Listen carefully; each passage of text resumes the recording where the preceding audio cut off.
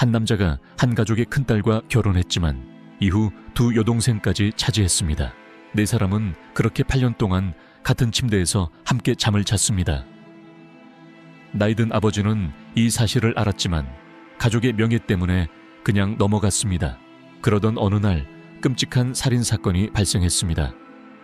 경찰이 도착했을 때 범인이 현장에서 매우 침착하게 앉아있는 모습을 보고 놀랐습니다. 끌려가던 중 노인은 안도하는 듯 미소를 지으며 자유라는 두 글자를 말하고 비극이 끝났다고 선언했습니다.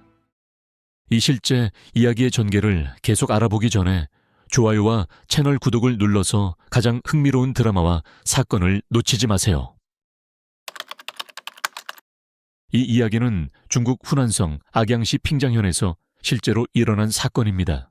노인 리하이베이는 진정한 농부로 소박하게 살며 이웃들의 사랑을 받았습니다. 그는 세 딸이 있었고 아들은 없었습니다. 아내가 일찍 세상을 떠난 후 리 씨는 홀로 세 딸을 키웠습니다. 전통적인 사람인 리 씨는 세 딸 모두 시집가서 멀리 살게 되면 노년에 누가 자신을 돌볼 것인가에 대해 걱정했습니다. 그는 이에 대한 생각을 하다가 사위를 집으로 들이는 계획을 세우기 시작했습니다. 막내딸은 아직 어리고 미성숙했기 때문에 리 씨는 이미 22살이 된 큰딸 리샤를 위한 사윗감을 찾기 시작했습니다. 얼마 지나지 않아 중매쟁이가 리샤에게 왕둥성이라는 남자를 소개했습니다. 젊은 청년이 건장하고 건강해 보이자 리 씨는 매우 만족스러워했습니다. 왕은 인근 마을 사람으로 악명 높은 깡패였으며 거의 아무도 그와 문제를 일으키려 하지 않았습니다. 미래의 사위가 별로 성품이 좋지 않다는 것을 알았지만 리 씨는 신경 쓰지 않았습니다. 노인은 그런 사위가 있다면 자신의 딸뿐 아니라 자신도 덕을 볼 것이라고 생각했습니다. 장차 생업에 누군가 와서 방해할까봐 걱정하지 않아도 될 것입니다.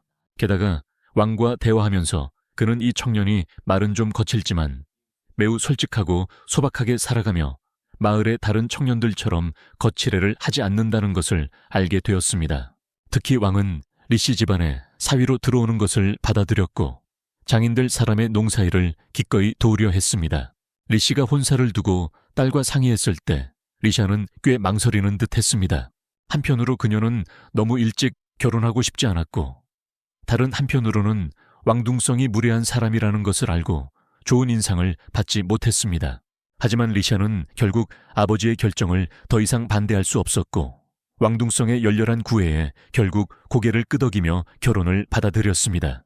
농촌 지역에서는 딸의 결혼을 보통 부모가 결정합니다. 딸이 아무리 반대해도 소용이 없습니다. 리 씨는 첫째 딸의 결혼식에서 특별하고 귀중한 선물을 주어 관대한 마음을 보였는데 이는 마을에서 사위 가족을 위해 해줄 수 있는 일이 거의 없었습니다. 그것은 21인치 컬러 TV 한 대, 새 재봉틀 하나, 그리고 500위안이 들어있는 빨간 봉투였습니다. 이것을 해내기 위해 리 씨는 집에서 가장 값진 자산인 늙은 소 한 마리를 팔아야 했습니다. 그것은 원래 가족의 주 수입원이었습니다. 막내딸이 과연 그럴 가치가 있냐고 묻자 리 씨는 주저하지 않고 바로 이건 정말 가치 있는 일이라고 대답했습니다. 그는 사위만이 이 가족을 이웃들에게 자랑스럽게 만들 수 있다고 생각했습니다. 아버지가 동생에게 그렇게 말하는 것을 들은 리샤는 조용히 고개를 숙이고 아무 말도 하지 않았습니다. 그녀는 새로 결혼한 남편에게 전혀 감정이 없었고 이 결혼은 단지 아버지가 맡긴 임무일 뿐이라고 생각했습니다. 딸이 결혼한 첫 해에는 모든 것이 리 씨가 기대했던 대로 흘러가는 것처럼 보였습니다. 왕씨 성을 가진 사위는 정말 부지런하고 근면한 남자였습니다. 그는 닭이 울기만 하면 일어나 논으로 나가 온갖 고생을 마다하지 않고 일했습니다. 말투는 좀 거칠고 있는 그대로 말하긴 했지만 왕은 장인에게 효도하는 좋은 사위라는 점은 부정할 수 없었습니다. 결혼한 지 채 1년이 되기 전에 리샤는 아들을 낳았고 이 사실은 리 씨를 무척 기쁘게 했습니다. 그는 대를 이을 외손자를 얻었다는 사실에 기뻐했습니다. 그것은 그가 오랫동안 바라던 일이었습니다. 리 씨 가족의 행복을 목격한 이웃들은 그가 훌륭한 사위를 만나 행운이라고 칭찬했습니다. 그런 칭찬을 들을 때마다 리 씨는 만족스럽고 흐뭇한 미소를 지었습니다. 심지어 그는 사위가 자신보다 더 부지런하고 심지어 친딸보다도 더 효도한다고 사람들 앞에서 자랑하곤 했습니다. 그러나 그는 이 평화로운 겉모습 뒤에 가족을 파괴할 태풍이 서서히 형성되고 있다는 것을 전혀 알지 못했습니다. 가족 안의 이상함을 처음으로 눈치챈 사람은 다름 아닌 리샤였습니다. 그녀가 막 출산했을 무렵 그녀의 두 여동생 리샤오와 리샹이 도시에서 일을 마치고 집에 돌아왔습니다. 리샤오는 19살, 막내 리샹은 18살로 아직 젊고 몸매가 매우 발달해 있었습니다. 리샤는 남편이 저녁에 일을 마치고 돌아와 휴식을 취하기보다는 어딘가로 나가는 모습을 보고 이상하게 여겼습니다. 아내가 물을 때마다 그는 단지 화장실에 간다고만 대답했습니다. 그렇게 오랜 시간이 지나자 리샤는 의심을 품기 시작했습니다. 어느 날 밤 남편이 화장실에 간 지 오래되었는데도 돌아오지 않자 그녀는 화장실로 가보았지만 이상하게도 그곳은 텅 비어 있었고 문은 열려 있었으며 아무도 없었습니다. 이 일로 리샤는 매우 당황했고 그녀는 남자가 밤에 어디로 가는 것일까 스스로에게 질문했습니다. 생각에 잠긴 순간 그녀는 남편이 여동생 리샤오의 방에서 나오는 모습을 목격했습니다. 한 가족이긴 하지만 매형과 처제의 사이에서 그것도 한밤중이 지나서였기에 리샤는 남편의 행동이 정상적이지 않다고 판단했습니다. 아내가 따지자 그는 태연하게 여동생 방에서 쥐를 잡으러 들어갔다고 말했습니다. 리샤는 이 말이 다소 이상하다고 느꼈습니다. 그녀는 여동생이 쥐를 무서워하지 않는다는 것을 잘 알고 있었기 때문입니다. 어릴 적 두 자매는 종종 아버지를 따라 논으로 가곤 했는데 그곳에는 벌레와 쥐가 아주 많았습니다. 여동생은 쥐를 무서워하지 않을 뿐만 아니라 논에서 많은 쥐를 잡았고 가족은 맛있게 쥐고기를 먹은 적도 있었습니다. 이 말이 논리적이지 않다고 느꼈지만 밤 11시가 넘은 시간이었기에 그녀는 아이를 돌보기 위해 방으로 돌아갔고 다음 날 아침 동생에게 직접 물어보겠다고 마음먹었습니다. 다음 날 아침 남편이 일을 나간 후 그녀는 둘째 여동생 리샤오의 방으로 가서 남편이 정말 쥐를 쫓기 위해 방에 들어간 것이 맞는지 물어보았습니다. 하지만 여동생은 아무 말도 하지 않고 뭔가를 숨기려는 듯한 태도를 보였습니다. 이로 인해 리샤는 더욱 이상하게 느꼈습니다. 여동생은 원래 말이 많고 항상 밝았는데 왜 지금은 이렇게 침묵을 지키는 걸까 의아했습니다. 뭔가 잘못됐다는 느낌이 든 그녀는 여동생의 손을 붙잡고 다정하게 물어보았습니다. 언니의 따뜻한 관심을 느낀 여동생은 더 이상 참지 못하고 눈물을 흘리며 울기 시작했습니다. 그 다음에 여동생이 한 말은 그녀에게 충격과 고통을 안겨주었습니다. 알고 보니 왕은 예쁜 처제에게 관심을 가지게 되었고 언니 방이 바로 옆에 있음에도 불구하고 리샤오에게 부적절한 접근을 시도했습니다. 게다가 그녀는 형부와 함께 잠을 잔 것이 이번이 처음이 아니었습니다.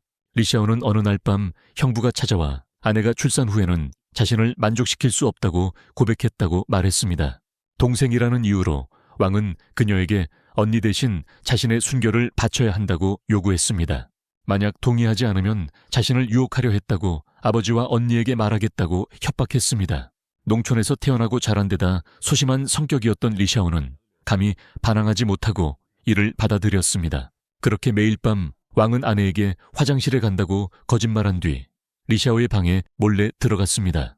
동생의 고백을 들은 리샤는 충격을 받아 다리에 힘이 풀려 바닥에 주저앉았습니다. 그날 밤 그녀는 퇴근한 남편에게 따지기 위해 기다리고 있었는데 막내 여동생 리샹의 방을 지나가던 중 안에서 신음소리가 들려왔습니다. 문을 열고 들어간 리샤는 남편이 막내 여동생과 친밀하게 있는 장면을 보고 충격에 빠졌습니다. 막내 여동생은 눈물을 흘리며 계속 울었고 왕은 급히 옷을 입으며 아내에게 연신 사과했습니다. 진정한 후에야 리샹은 자신이 어떻게 형부에게 당했는지를 털어놓았습니다. 리샹은 겨우 18살로 아직 매우 순수한 소녀였습니다.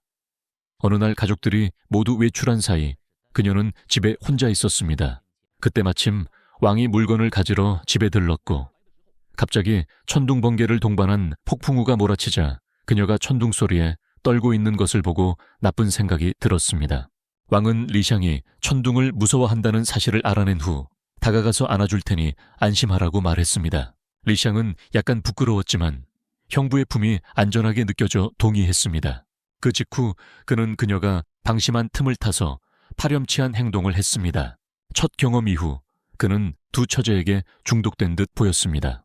짝수날에는 둘째 여동생 방으로, 홀수날에는 막내 여동생 방으로 몰래 들어갔습니다. 이 사실은 맏딸이 알게 되면서 밝혀졌습니다. 냉혹한 진실 앞에서 충격과 분노에 휩싸인 리샤는 아버지에게 모든 것을 말하기로 결심했습니다. 그러나 아버지의 대응은 리샤에게 삶에 대한 모든 희망을 잃게 만들었습니다. 딸의 말을 다 들은 리하이베이 씨는 분노에 차서 아끼던 사위를 당장이라도 처리하고 싶었습니다. 맏딸이 경찰에 신고하겠다고 하자 노인은 그만두라고 했습니다. 리 씨는 경찰에 신고하면 가족의 명예가 완전히 무너질 것이라고 생각했습니다. 게다가 두 딸도 형부에게 당한 사실이 알려지면 결혼하기 힘들 것이라고 여겼습니다. 2000년대 초반까지만 해도 농촌 지역은 여전히 보수적이어서 가족의 수치를 사람들 앞에 드러내는 것을 꺼려했습니다. 그래서 리 씨는 속으로 분노를 참으며 사위를 꾸짖고 다시는 그런 짓을 하면 다리를 부러뜨리겠다고 협박했습니다. 하지만 왕은 장인의 협박을 두려워하는 기색이 전혀 없었고 오히려 더 오만해졌습니다. 왕은 장인의 협박이 실제로는 아무런 해도 끼치지 않는 말뿐이라는 걸 알아챘습니다. 노쇠한 노인이 어떻게 자신의 상대가 될 수 있겠습니까?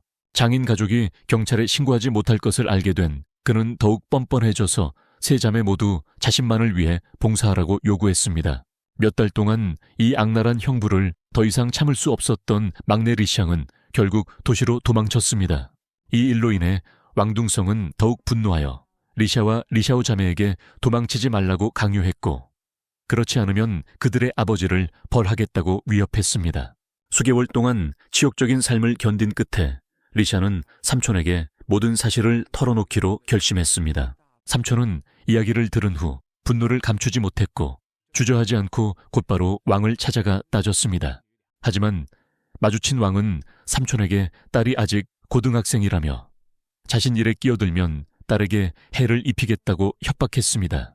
자녀와 가족에게 피해가 갈까 두려워진 리샤의 삼촌은 돌아가며 더 이상 개입하지 않겠다고 선언했습니다. 삼촌마저 도와주지 않자 리샤는 정신적으로 무너졌고 여러 차례 집을 나가려 했지만 매번 왕에게 붙잡혔습니다. 둘째 여동생 리샤오도 이런 끔찍한 삶을 더 이상 견디지 못해 다른 지역으로 일하러 떠났지만 불행히도 그녀의 거처가 발각되었습니다. 왕은 리샤오의 거처를 알아낸 뒤 아내를 데리고 가서 그녀가 여동생이 모욕당하는 장면을 직접 보게 했고 결국 그녀는 충격으로 기절했습니다. 그는 이것이 도망친 리샤오에게 내리는 벌이라며 막내 리샹을 찾게 되면 같은 벌을 내릴 것이라고 선언했습니다. 리샤는 더 이상 방법이 없어 경찰서로 가서 신고를 했지만 예상치 못한 좌절이 기다리고 있었습니다. 리샤가 경찰에 신고하자 경찰은 증거가 부족하다는 이유로 사건을 기소할 수 없다고 무심하게 말했습니다. 이 말은 그녀를 완전히 절망에 빠뜨렸습니다. 심지어 경찰조차 그들을 도와주지 않았습니다. 집으로 돌아간 그녀는 더 큰 충격을 받았습니다. 왕둥성이 막내 여동생을 이미 찾아냈던 것입니다. 왕의 통제 아래 세 자매는 그렇게 8년 동안 그와 함께 자며 그를 섬겼습니다. 심지어 왕은 자신감 넘치게 하룻밤에 세 자매 모두를 상대할 수 있다고 말하기도 했습니다. 집주인 리 씨는 모든 것을 알고 있었지만 눈을 감고 모른 척했으며 세 딸이 악랄한 사위의 욕망을 채우는 도구가 되는 모습을 지켜볼 수밖에 없었습니다. 8년 동안 변태 같은 남편과 감옥 같은 삶을 견디며 리샤는 여러 번 결심했습니다. 그러나 그럴 때마다 왕에게 잔인하게 폭행당했습니다. 몸에는 상처와 흉터가 가득하고 정신적으로 완전히 무너진 그녀는 결국 법원에 가서 이혼 소송을 냈습니다. 하지만 왕은 이를 받아들이지 않았고 법정에서 소란을 피웠습니다. 리샤가 끝까지 이혼을 고집하고 증거를 제출하자 법원은 그녀의 단독 이혼을 허가했습니다. 그녀는 이혼을 통해 이 악한 남자에게서 벗어날 수 있다고 생각했지만 그것은 착각이었습니다. 왕은 그녀를 놓아주지 않았고 가끔씩 그녀의 집에 찾아와 괴롭혔습니다.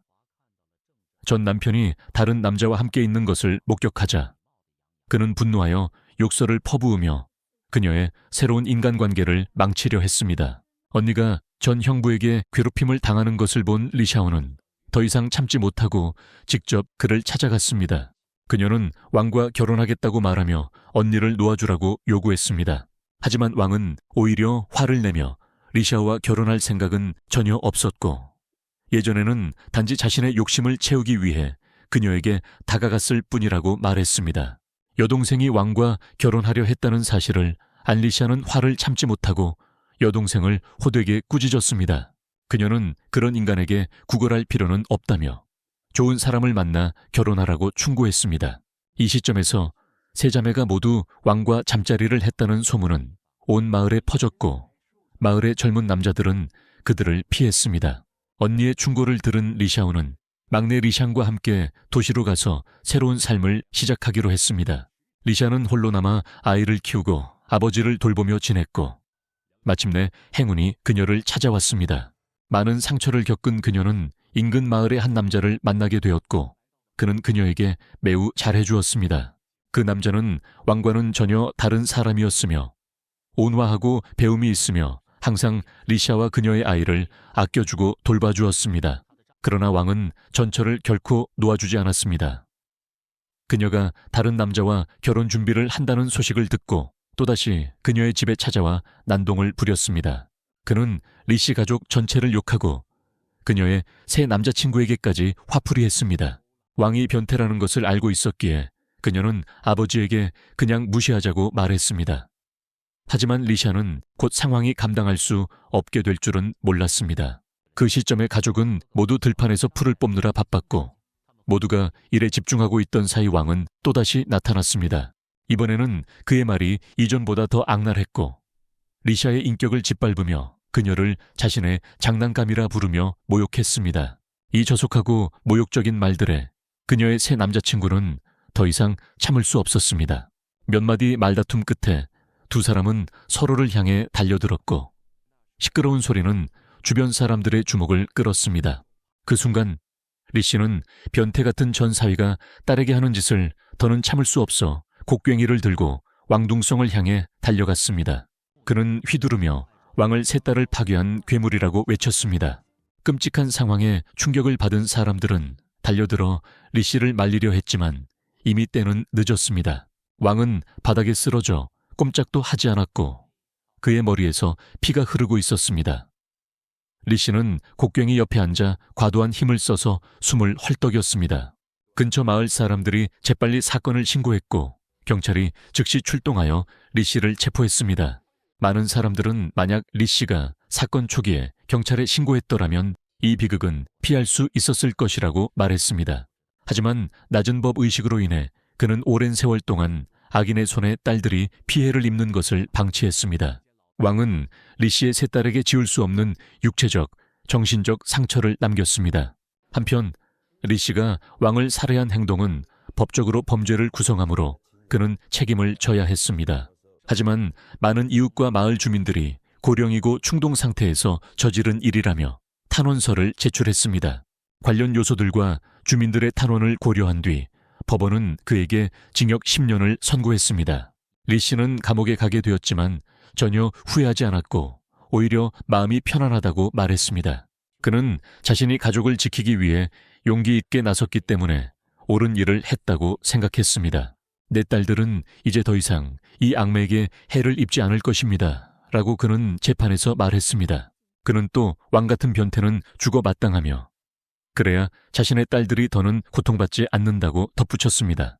그는 또한 과거 자신의 행동을 후회한다고 말했으며 만약 그때 더 용기를 내어 왕을 바로 고발했다면 딸들의 인생이 이렇게 망가지지는 않았을 것이라고 했습니다.